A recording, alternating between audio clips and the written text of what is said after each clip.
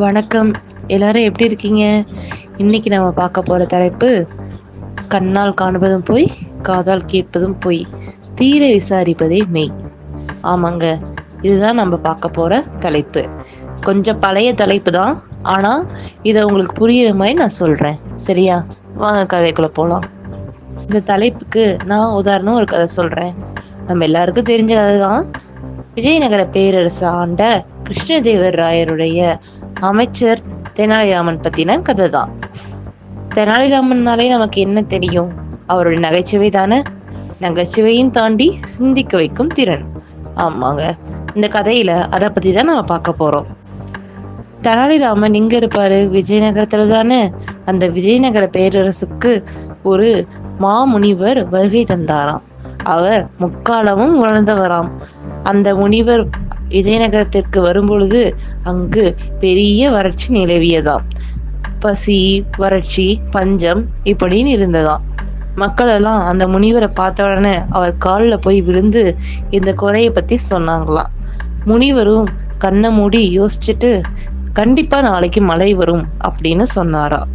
எல்லாரும் திருப்பியும் ஒரு தடவை அந்த முனிவர்கிட்ட கேட்டாங்களாம், என்ன முனிவரே, உண்மையாலுமே மழை வருமா அப்படின்னு.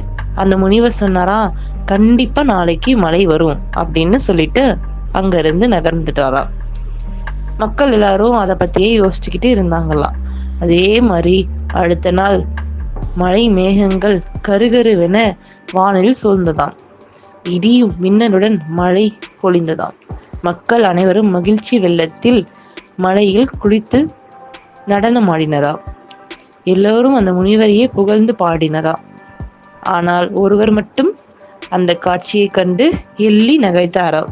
யார் அது? வேற யாரு? நம்ம தெனாலிராமன் தான். ஆமாங்க, தெனாலிராமன் இதை பார்த்து மிகவும் நகைச்சுவை உணர்வோடு சிரித்து கொண்டிருந்தாராம். எல்லோரும் அவரிடம், ஏன் சிரிக்கிறாய் என்று கேட்டார்களாம். அதற்கு அவர் சிரித்து கொண்டே சொன்னாராம், ஐப்பசி மாதம் என்றால் மழை வரதானே செய்யும். இன்று ஐப்பசி மாதம், அடுத்து கார்த்திகை மாதம். ஐப்பசி கார்த்திகையில் மழை பெய்யும் என்பது ஊரறிந்த உண்மைதானே. இது அந்த முனிவர் சொன்னாலும் சரி, சொல்லாவிட்டாலும் சரி, ஐப்பசியில் மழை வரும். இதுவே பெய்த மழையை தடுத்து நிறுத்த சொன்னால் அந்த முனிவர் செய்வாரா என்ன? முடியாதுதானே. ஏன் அதை பற்றி சிந்திக்காமல் முனிவரை தூக்கி பிடிக்கிறீர்கள் என்று கேட்டாராம். உடனே கூட்டத்தில் இருந்த ஒருவர், நீ கூந்தலின் நிறம் கருப்பு என்று சொன்னால் கூட ஏற்றுக்கொள்ள மாட்டாய் என்று கூறினாராம். உடனே தெனாலிராமன் சிரித்து கொண்டே, கூந்தலின் நிறமும் கருப்பு கிடையாது என்று கூறினாராம். இதை கேட்ட அனைவரும் அதிர்ச்சி அடைந்தார்களாம். என்ன ராமா சொல்கிறாய்? கூந்தலின் நிறம் கருப்புதானே என்று கேட்டார்களாம். அதற்கு ராமன் சிரித்து கொண்டே, கூந்தல் கருப்பு, வெள்ளை, சாம்பல், செம்மை என்று 4 நிறங்களை உடையது என்று கூறினாராம். இதை கேட்ட அனைவரும் ஆமாம் என்று ஒரு மனதார ஒப்புக்கொண்டார்களாம். இதிலிருந்து என்ன தெரிகிறது?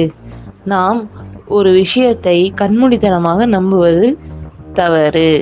எந்த ஒரு விஷயமாக இருந்தாலும் அதை நாம் ஆழ்ந்து சிந்தித்து பிறகே ஒப்புக்கொள்ள வேண்டும்.